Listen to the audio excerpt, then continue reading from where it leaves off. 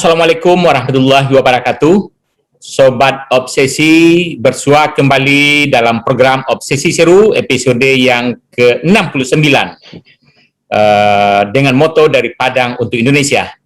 Pada episode ini kami menghadirkan alumni dari Universitas Negeri Padang, khususnya dari Fakultas Bahasa dan Seni yang akhir-akhir ini banyak menulis di bidang sastra, yang ini menghasilkan beberapa novel. Beliau juga seorang pelukis dan juga mantan jurnalis. Selamat siang, Pak Rozi. Selamat siang, Prof. Oke, baik. Terima kasih Pak Rozi Mandaliko, Muhammad Rozi Mandaliko, alumni dari Pendidikan Seni Rupa FBS Universitas Negeri Padang, yang banyak bergiat dalam bidang jurnalistik pernah, kemudian juga di bidang pelukis dan juga penulis novel. Pak Rozi, Salam, Prof. Ya. Oke, Pak Rozi, ini terakhir Anda sudah mulai banyak menulis novel ya? Ini menulis novel, itu sudah berapa buah novel yang dihasilkan Pak Rozi? Yang dicetak itu sudah 2, cuman yang siap untuk dicetak itu ada 7. Ada 7 buah novel. Yang satu itu trilogi, merupakan trilogi Penghuni Kandang Situmbin, itu ada 3 novel. Dan sekarang sudah berada pada tahap cetak dan menunggu datangnya dari pencetakan. Sementara yang novel pertamanya, Penghuni Kandang Situmbin, itu sudah memasuki cetak ketiga. Sudah masuk ke cetak ketiga. Ada contohnya ya Pak Rozi, tadi bisa diperlihatkan ini yang mana nih? Ini yang pertama nih Pak Rozi. Ini yang pertama.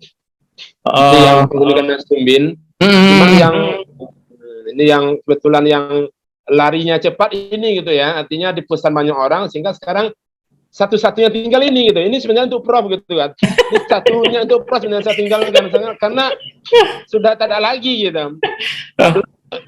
Dulu Pak Prof Effendi Tahar juga sudah saya serahkan gitu kan. Sekarang memang tinggal satu-satunya nih. Ini memang sudah saya siapkan untuk Prof ini. Oke. Berarti masih ada proses cetak ulang ya? Ada proses cetak ulang. Cetak ulang yang ketiga. Pertama November, cetak ke November 2020, cetak kedua Februari 2021, dan cetak ketiganya sekarang. Oke, berikutnya kalau kita lihat judulnya, ini judulnya agak aneh gitu ya. Ini ada kaitan dengan Kandang Situmbin. Itu bagaimana proses penulisannya dulu itu Pak Rozi? Ya, harus jujur dikatakan bahwa ini kan saya tulis di sel penjara gitu ya. Ketika saya dinyatakan bersalah lalu mendekam selama 10 tahun. Karena saya itu tak ingin kalah gitu kan. Artinya di penjara itu kan kita sudah kalah itu kan, kalah berapa kosong kita itu kan. Sehingga harus ada semacam tekad kita tak boleh kalah dimanapun berada gitu. Sehingga terpikirlah bahwa salah satu cara untuk tidak kalah, kalaupun tidak jadi pemenang, minimal seri gitu kan. Saya harus mengeluarkan karya gitu kan. Nah, karya itu pertama saya tulis dengan tulisan tangan di dalam sel penjara. Lalu setelah berapa halaman, kebetulan saya diberikan kesempatan berada di kantornya. Di kantornya itu, di kantor registrasi.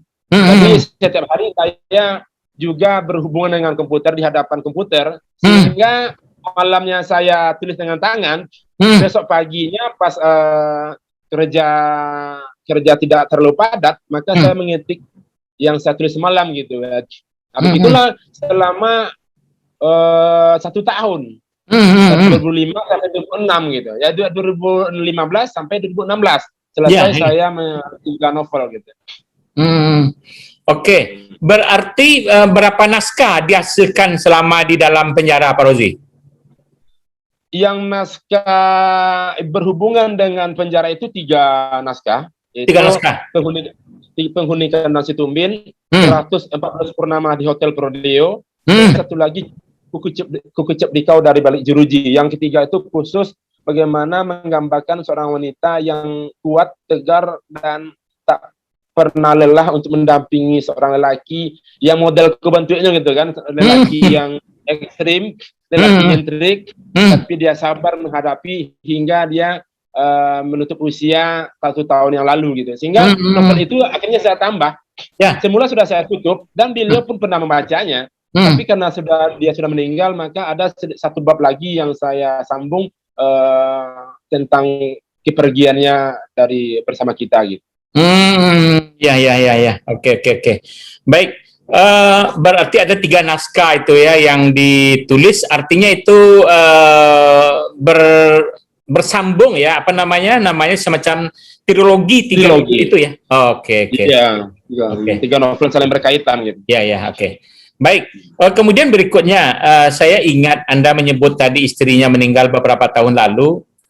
Ada peristiwa yang saya lihat dan Anda tulis di status Anda itu, bagaimana Anda melepas seorang istri ya. Itu bagaimana ceritanya itu ya? Ya, kebetulan malam itu jam 9:10 malam saya panggil dokter. Katanya Bapak, kondisi Ibu kondisinya sangat buruk gitu. Loh, kenapa Dok? Sementara kan saya lagi ngomong santai saja dengan dia. Iya Pak, tapi kondisinya sangat memprihatinkan katanya. Nah, lalu malam itu saya udah mulai siap ini kan, artinya secara ilmiah. Tentu dokter itu tidak mungkin berkata apa-apanya gitu. Hingga sampai pagi saya tak sabaran gitu ya, menunggu saat apa yang kondisi terburuk yang dikatakan oleh dokter ini gitu. Nah, pas jam 8 pagi dia berkata, udah mungkin wak meninggal hari gini gitu. Siapa dan kalau kan gitu.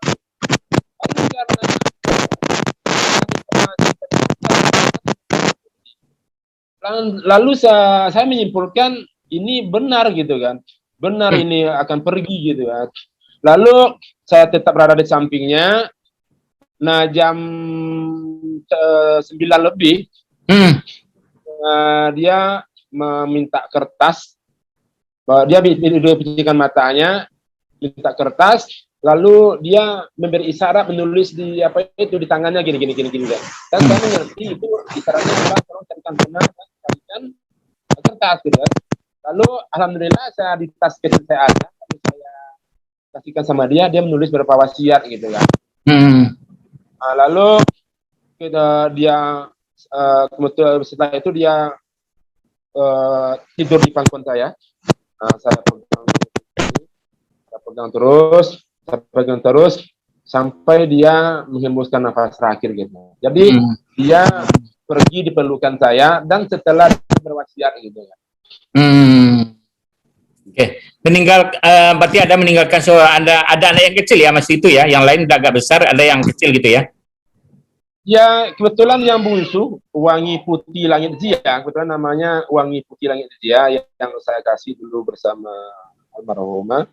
Itu ketika itu berusia 11 bulan. Oke. Baik, Pak Rozi. Berikutnya saya ingin masuk, ada novel yang naskahnya tadi masih ada tuh ya. Tadi kan baru 3, kemudian tadi masih ada naskah-naskah lain yang sudah ditulis novelnya, draft-draftnya itu sudah ada atau beberapa buah lagi?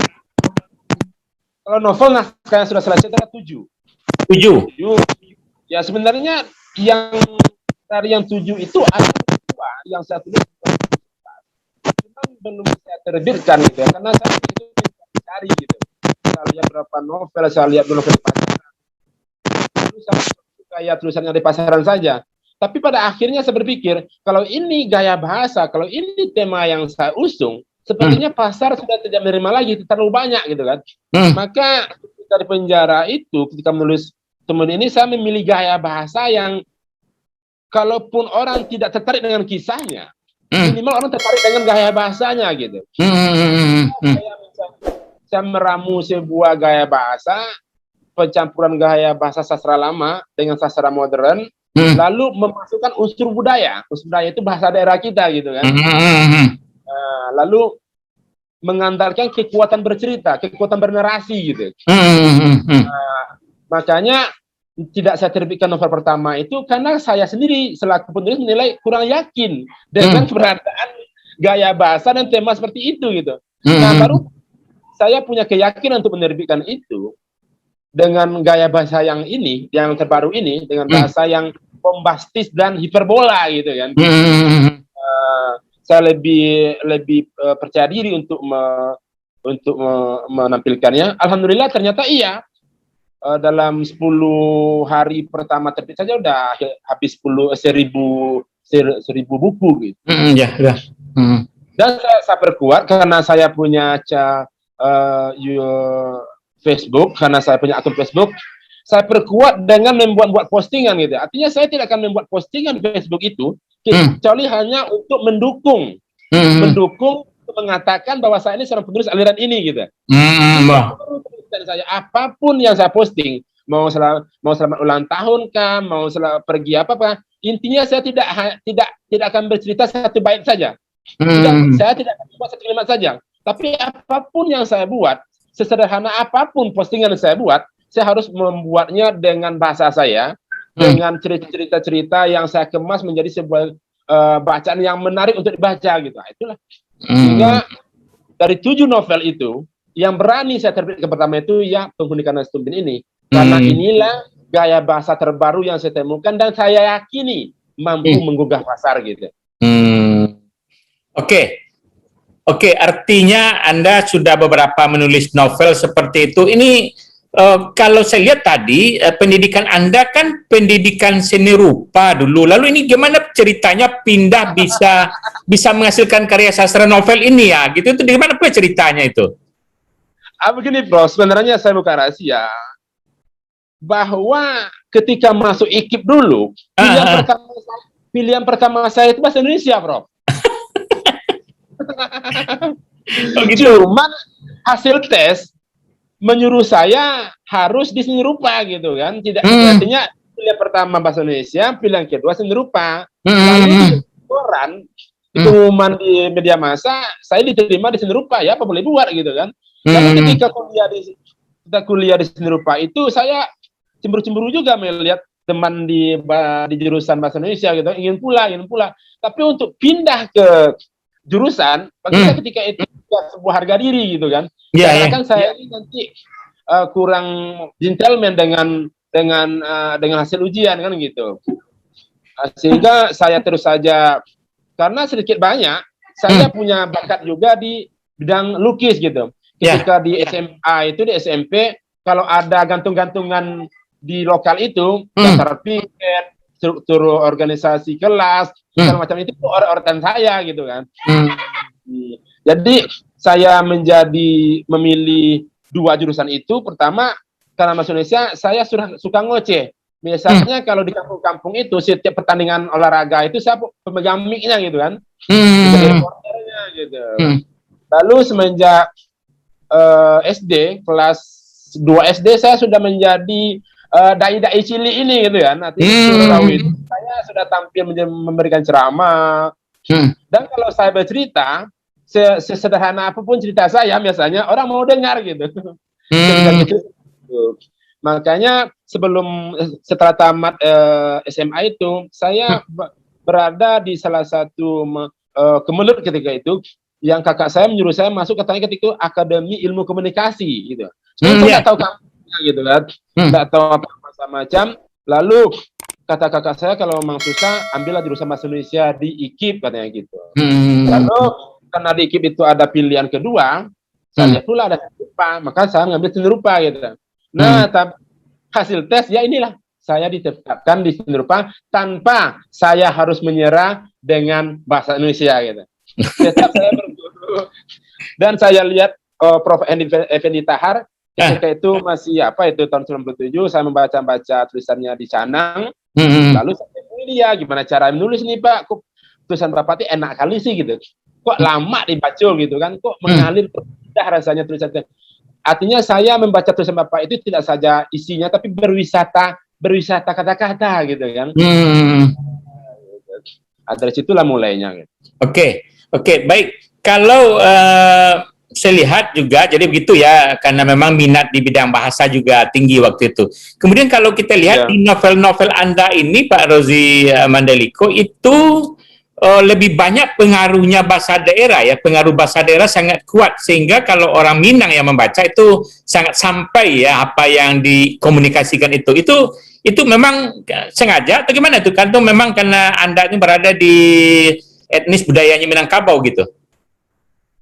Ya sebenarnya begini Pak, artinya dalam berbahasa ya, yang saya temui ada ungkapan perasaan itu apabila kita ungkapkan dengan bahasa Indonesia itu tidak tercapai gitu ya. Seperti orang Minang misalnya di Jakarta, kalau dia bertengkar itu, kalau hanya bilang kamu ini kurang ajar segala macam apa, nggak puas dia sebelum mengatakan kata-kata carwi gitu kan, misalnya itu orang Minang biasa itu. Bertengkar itu kalau belum keluar bahasa daerahnya dia belum puas untuk kata-kata gitu. Dalam novel ini ada masuk tertentu yang apabila saya buat dengan bahasa Indonesia tidak tercapai ke kedalaman bahasanya gitu. Kata-kata dilami gitu. Dilami itu kan bahasanya ditimpa. Ketika saya bahasakan satu keluarga ditimpa musibah. Itu ditimpa itu biasa gitu. Tapi kalau dibuat satu keluarga dilami musibah gitu kan, kedalaman bahasanya itu ada gitu. Sehingga kalau orang Minang baca memang terlalu dalam kesannya dia terima. Tapi untuk membaca di luar daerah Minangkabau, saya buat indeksnya gitu. Saya buat indeks di bawahnya. Tapi intinya, kenapa itu bukan tidak disengaja gitu. Artinya memang saya cari bahasa-bahasa daerah yang memiliki makna-makna dalam gitu kan. Itu dalam makna yang agar pesan dari yang ingin saya sampaikan itu tercapai benar-benar pada pembaca gitu. Oke. Baik Pak Rozi, setelah Anda di Seni Rupa, setelah Anda tamat di Seni Rupa itu memang Anda tampaknya juga berkiprah di bidang jurnalistik, kembali di bidang bahasa dan komunikasi tadi tampaknya ya.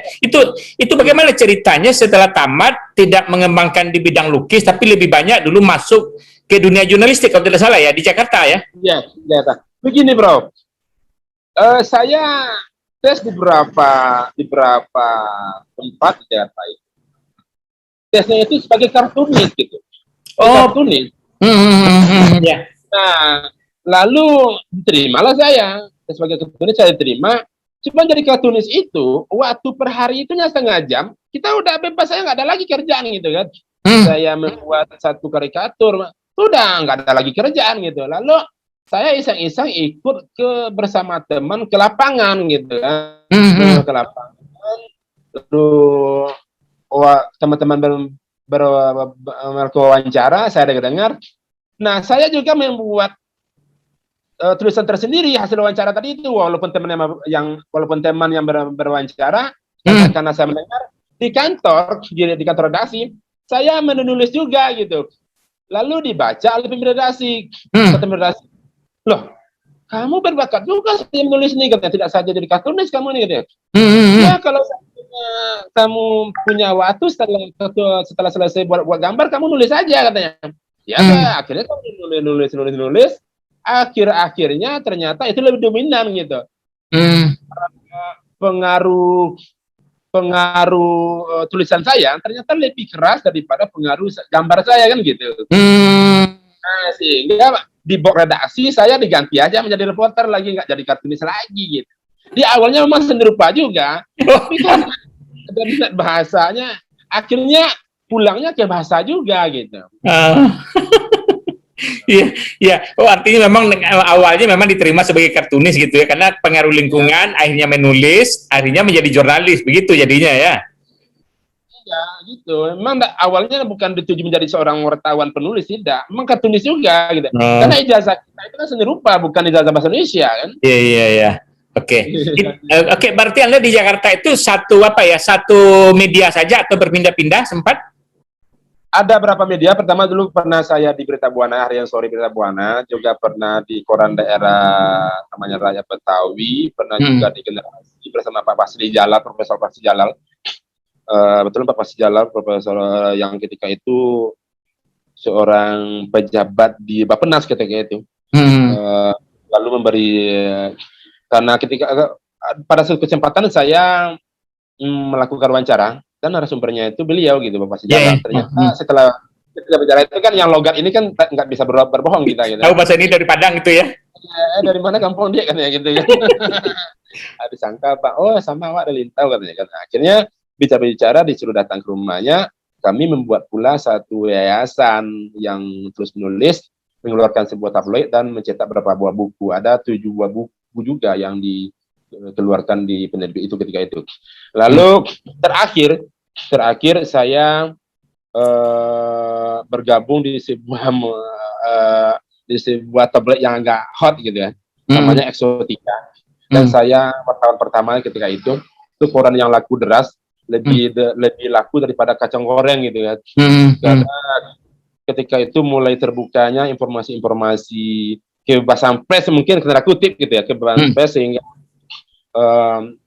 media massa atau segmen-segmen yang agak hot itu menjadi selera pasar banget gitu kan. Sehingga orang itu begitu cepat laku. Tapi pada akhirnya saya berhenti karena tidak bertentangan dengan ideologi keagamaan kita gitu kan. Dan apalagi istri saya seorang muslimah, dia menolak menerima uang gitu. Uang dikembalikan lagi. Kenapa dikembalikan?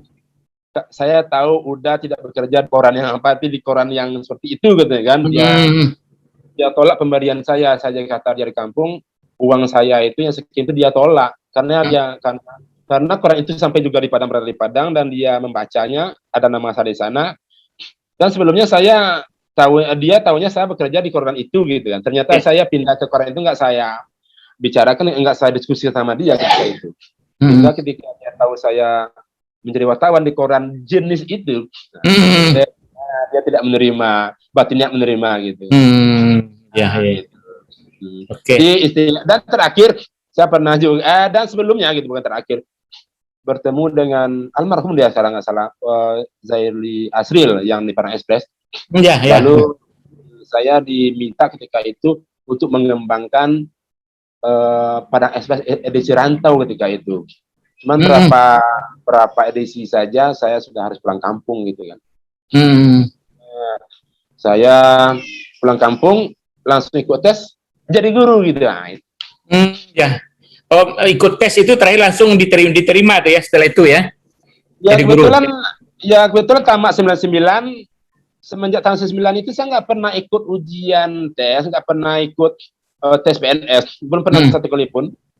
Jadi guru pun, jadi mengajar pun nggak pernah gitu. Memang karena istilah Minang mungkin Pak ya, sasa ikan jampan ketika itu kan, nggak ada lagi di kampung. Menjadi wartawan di Padang ternyata juga tidak bergairah di Jakarta gitu kan. Karena di Jakarta itu gairah lainnya itu ada gitu, walaupun gaji di kantor itu sedikit, tapi gaji di lapangan ini kan besar gitu kalau di Jakarta gitu kan. Nah, sementara di Sumatera Barat kenyataannya tidak seperti itu gitu kan. Nah, sehingga saya mau tak mau ketika itu, padahal sebelumnya saya anti gitu loh Pak, tidak akan masuk, enggak ingin jadi PNS kan gitu ketika itu kan. Tapi itu karena sudah berada di kampung, apalagi gitu kan, saya ikut tes. Alhamdulillah dari 4.429 peserta kalau nggak salah ketika itu di Padang, saya nilai ketiga tertinggi gitu. Dengan IPK, untung aja ketika itu tidak ada syarat IPK gitu kan. Kan biasanya syarat IPK itu 2,5, 2,7. IPK saya kan 2,2 gitu. Itu pun sudah dibantu oleh dosen itu, Bapak Budi Wirman saya gitu kan. Kalau enggak, katanya belum juga wisuda Rozi gitu. Belum Pak, belum cukup 2 saya bilang. Ayo ambil mata kuliah saya lah katanya. Terus ambil mata kuliah lain nanti saya apalah katanya, biar dapat 2 katanya. Akhirnya dapatlah 2,2 wisuda gitu. Oke. Baik. Berikutnya Pak Rozi, sekarang berarti masih ada tadi kan guru sudah berhenti, kemudian menjadi wartawan juga sudah pernah. Sekarang bakat seni rupa ini gimana nih ceritanya? Masih ada dikembangkan? Ya. Halo Prof, kurang jelas Prof? Ya, bakat seni rupa gimana? Terakhir ini. Halo? Alhamdulillah, walaupun ya oke. Ya sesibuk apapun saya sekarang menulis gitu ya, cuman rumah asal saya serupa tetap saya tekuni dengan tetap melakukan aktivitas melukis. Biasanya lukisan itu dua saja. Pertama potret, artinya lukis wajah, itu yang paling banyak di pesan lukis wajah. Lalu yang kedua lukis dinding. Nah, lukis wajah ini itu saat ini ada 15 potret atau lukis wajah pesanan yang belum selesai. Dan itu untuk sementara saya sedikit rem gitu kan untuk menerimanya, karena pesanan itu banyak gitu, dan kemampuan saya untuk menyelesaikannya itu hanya satu per hari gitu kan, satu lukis wajah itu per hari. Karena saya berpikir ada juga sih kita bisa melukis wajah itu dengan kilat gitu kan. Cuman saya berpikir bahwa setiap yang kita lakukan adalah karya. Saya tidak ingin sesuatu yang saya buat itu nanti hanya ditaruh pemesan di ruang belakang saja atau di belakang dapur aja gitu kan. Nanti kalau pindah dibiarkan saja hilang. Tapi saya ingin setiap karya lukis yang buat itu menjadi barang berharga bagi pemesannya gitu kan. Jadi kalau dia pindah rumah itu dia selamatkan dulu gitu kan. Kalau di tempat rumah ditempatkan di tempat strategis gitu kan. Jadi makanya satu karya saya hanya bisa membuatnya satu hari hanya satu karya yang bisa saya lakukan. Sementara pelukis lain itu bisa 3 atau 4 gitu kan. Ada juga seperti yang ada di pasar-pasar, di tempat wisata, dan jangkauan setengah jam selesai gitu kan. Cuman saya tidak melakukan itu karena saya menganggap kalau saya kemampuan saya nggak ada di situ, itu yang pertama. Kemampuan saya tidak ada. Yang kedua, karena saya ingin setiap karya saya itu harus menjadi sesuatu yang berharga bagi pemesan gitu. Karena intinya bahwa sampai hari ini saya tidak meninggalkan rumah saya, bapak kandung saya gitu ya, bapak kandung saya sendiri tetap saya pakai gitu.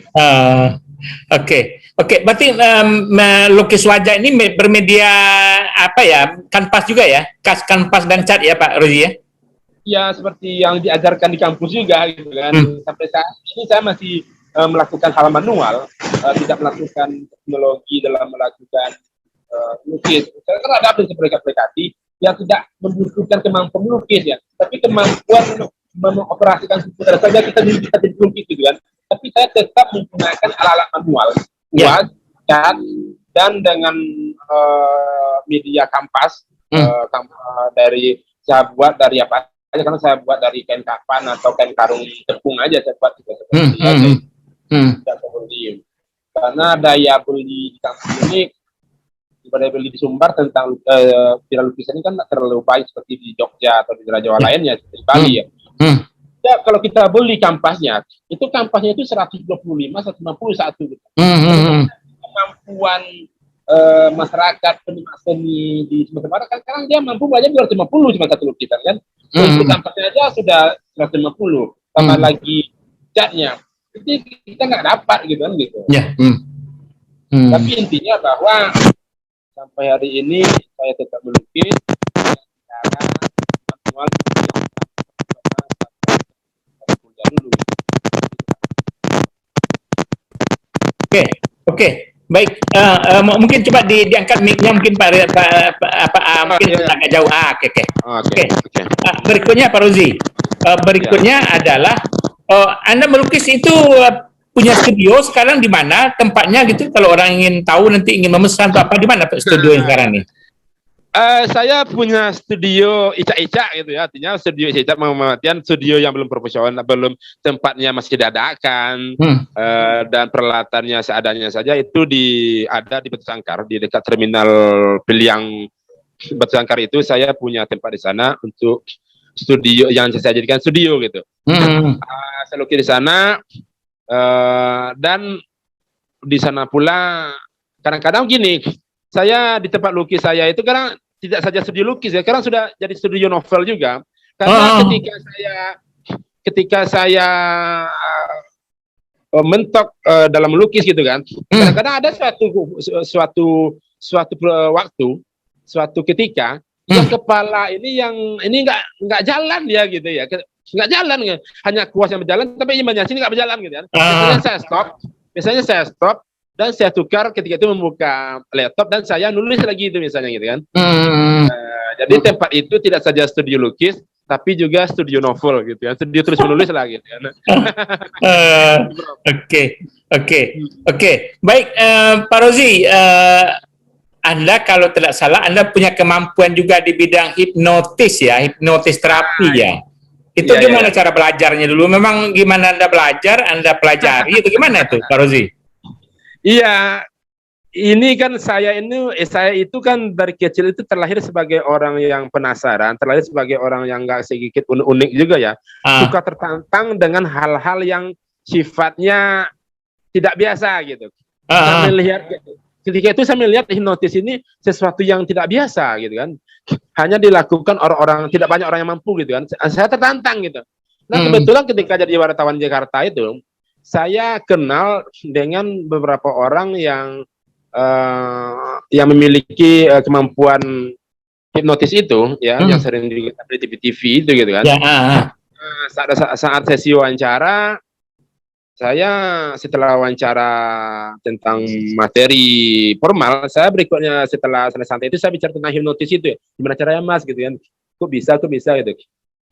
Ya kalau Anda berbakat lihat aja lah Pak katanya kan, baca aja, lihat ya video, lihat baca.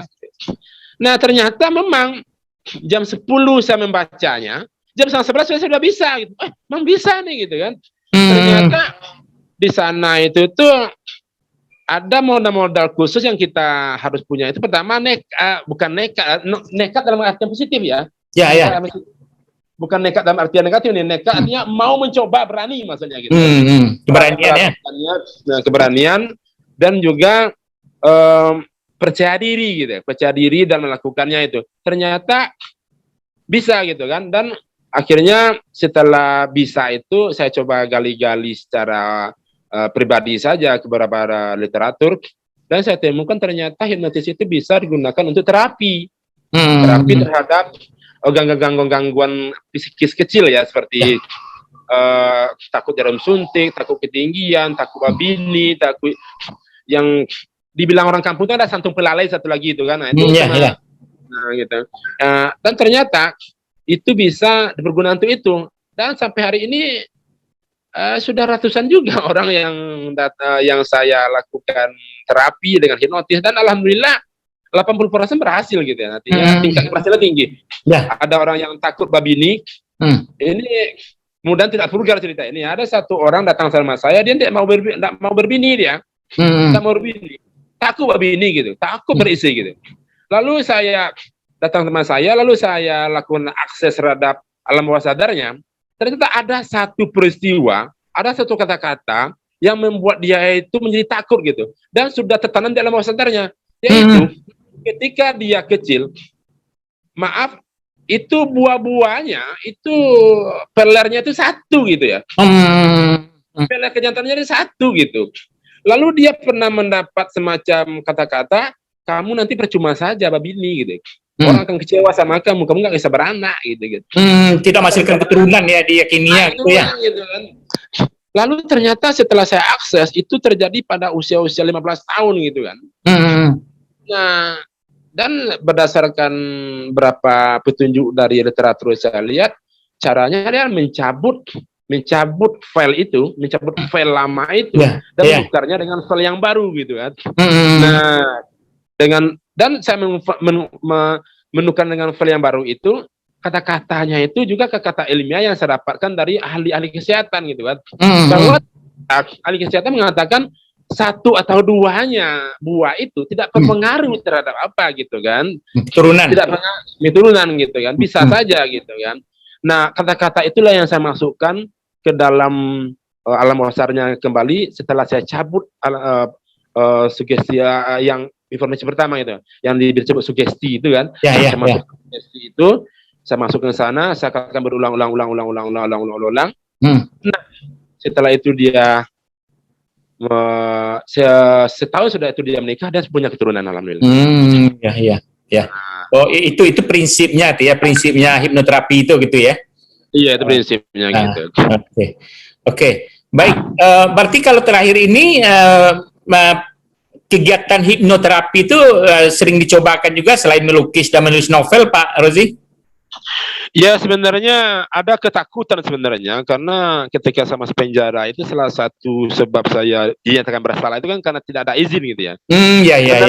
Hari ini saya takut untuk melaksanakan itu walaupun banyak yang datang. Tapi untuk mengantisipasi permasalahan timbul, biasanya saya buat surat dan minimal yang datang sama saya itu tidak seorang gitu kan, dan tidak anak-anak gitu. Ada sama orang tuanya dan kalau perlu direkam gitu kan. Hanya itu yang saya lakukan. Tapi saya sangat hati-hati sangat hati-hati untuk menerima itu sekarang gitu ya. Sangat hati-hati. Karena dan apalagi hipnoterapi ini kan tidak mengenangani kasus psikis serius gitu kan, yang berupa kegilaan, gila-gila itu enggak, tapi setidaknya mungkin ya ada praktisi hipnoterapi ini yang lebih mampu seperti itu. Tapi kalau saya pribadi sampai saat ini saya belum mampu untuk mengantisipasi orang-orang yang punya gejala-gejala serius gitu. Cuman kalau sekedar punya hayalan, ada juga yang datang kemarin itu punya hayalan, dia selalu setiap sampai di rumah dia selalu merasa di halaman itu ada orang yang akan menyerang dia gitu kan. Selalu itu. Setiap dia masuk rumah selalu ada perasaan bahwa di luar orang sekarang itu sama dengan dia memiliki senjata, ada pisau, ada kapak, ada ladiang yang akan menyerang dia gitu kan. Nah, sampai sejauh itulah tingginya tingkat kerusakan psikis yang bisa saya tanggulangi gitu. Selain itu saya belum berani dalam artian karena sepertinya saya perlu masuk atau pelatihan dalam lembaga yang profesional dulu gitu kan.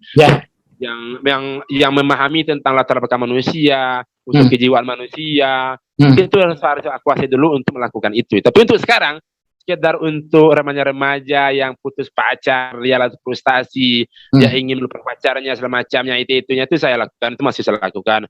Atau menambah semangat, kalau dia mau besok ujian, atau anak-anak SD menjelang ujian akhir, menambah semangatnya, itu saya lakukan gitu. Itu secara kolektif, secara serentak saja. Kadang 100 orang lebih saya gitu kan, tidur semuanya masuk kilam bawah sadar gitu kan, saya serentak saja, lihat sini dan tidur. Biasanya dia ada gini semua, lalu saya masukkan itu gitu. Dan metode itu banyak dipakai loh Pak. Metode ini banyak dipakai sekarang oleh para mentor, para motivator sering melakukan metode ini gitu. Metode itu ya. Oke, baik. Kalau kita lihat ke belakang, dulu toko kampus Selatan FBS UMP juga nampaknya ya. Ada apa namanya? Ada sepeda motor yang agak unik gitu dulu ya. Itu gimana ceritanya dulu itu? Untuk menutup bagian terakhir ini. Ya kebetulan ketika saya itu kan begini, dari SMP SMA itu tenggelam gitu ya. Seperti saya di ketika SMP dan SMA itu saya tidak mampu menembus selebritas sekolah gitu kan. Ketika itu zaman saya itu kan yang bisa jadi pengurus OSIS yang apa itu kan orang-orang selebriti sekolah lah gitu kan. Nah ini anak-anak penggembala kerbau sama penggembala kambing ini kurang diperhitungkan gitu. Ternyata di kampus saya dapatkan panggung gitu kan. Ternyata saya diterima di VPS itu. Lalu kesempatan pertama saya diajak oleh Nofrizal Sadewa, Kakang Kanda Nofrizal, untuk menjadi panitia Krida gitu kan. Nah, saya megang mic, ternyata tampilan saya itu mampu gitu kan, mencuri perhatian.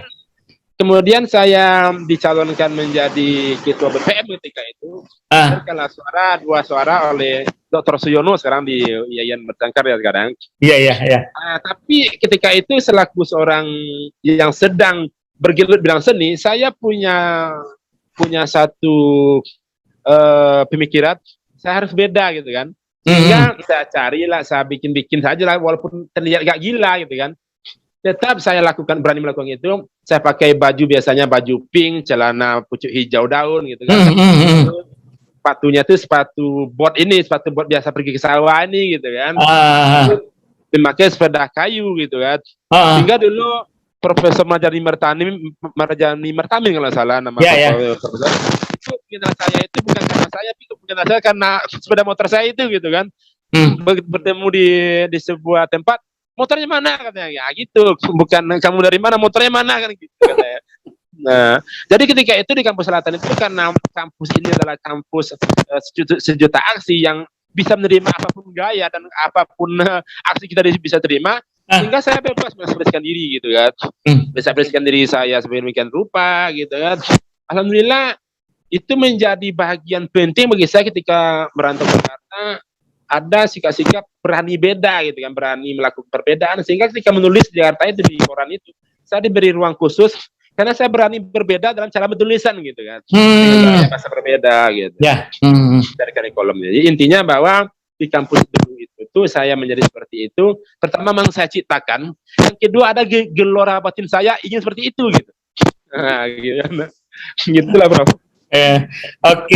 Oke, baik Pak Rozi, mungkin bagian terakhir Anda sudah berpengalaman di kuliah dulu seperti itu kan, akhirnya walaupun secara akademik tidak berhasil tapi secara kematangan itu berhasil nampaknya ya. Mungkin ada tapi ada ajakan mungkin dari Anda untuk mahasiswa yang sedang berkuliah di kampus berdasarkan pengalaman Anda, mungkin ada yang akan disampaikan, silakan. Yang jelas cara saya itu tidak baik untuk ditiru gitu ya. Pertama, cara saya yang baik ditiru, pertama saya menyelesaikan. Coba dipakai mic lagi Pak Rozi, pakai mic lagi. Iya. Oke. Pertama adalah ada yang saya lakukan itu tidak boleh ditiru gitu kan. Pertama yang tidak boleh ditiru itu adalah saya kuliah S1 itu 13 semester gitu ya. Itu kan waktu yang berleha-leha, bertele-tele namanya itu. Itu pertama.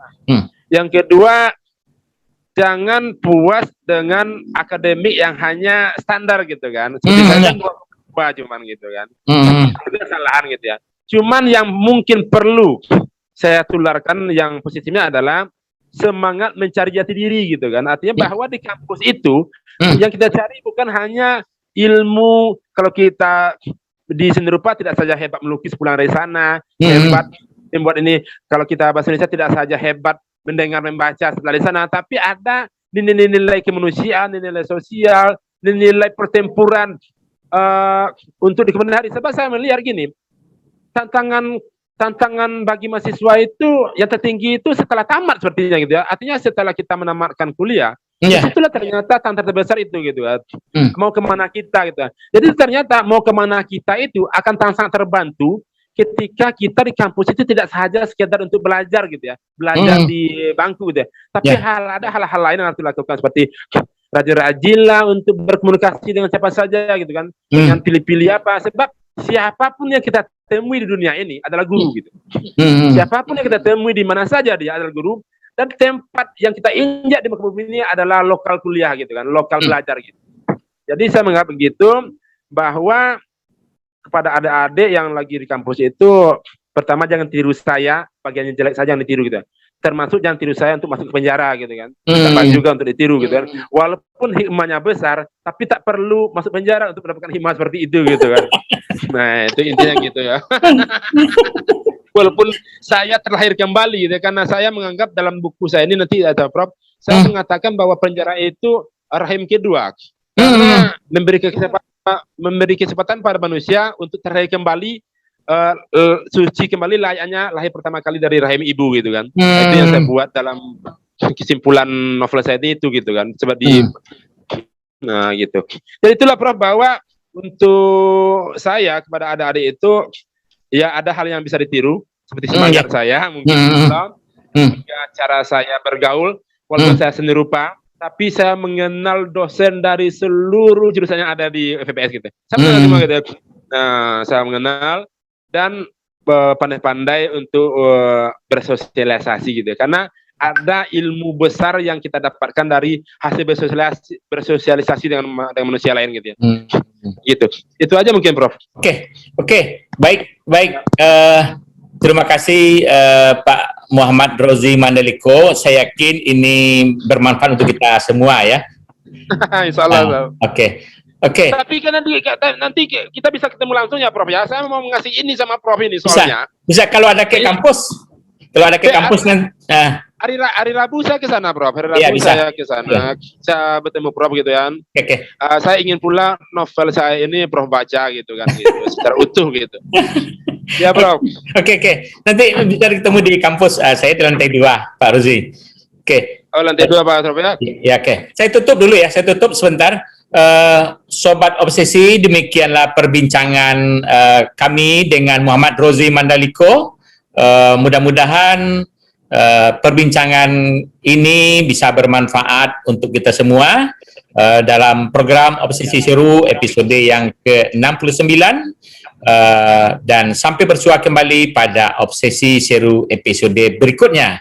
Demikian saja, sekali lagi terima kasih Pak Muhammad Rozi Mandaliko, alumni Pendidikan Seni Rupa FBS Universitas Negeri Padang yang bergiat tidak hanya menulis novel, juga pelukis dan juga praktisi hipnoterapis dan juga mantan jurnalis. Demikian saja, mohon maaf. Assalamualaikum warahmatullahi wabarakatuh. Waalaikumsalam warahmatullahi wabarakatuh.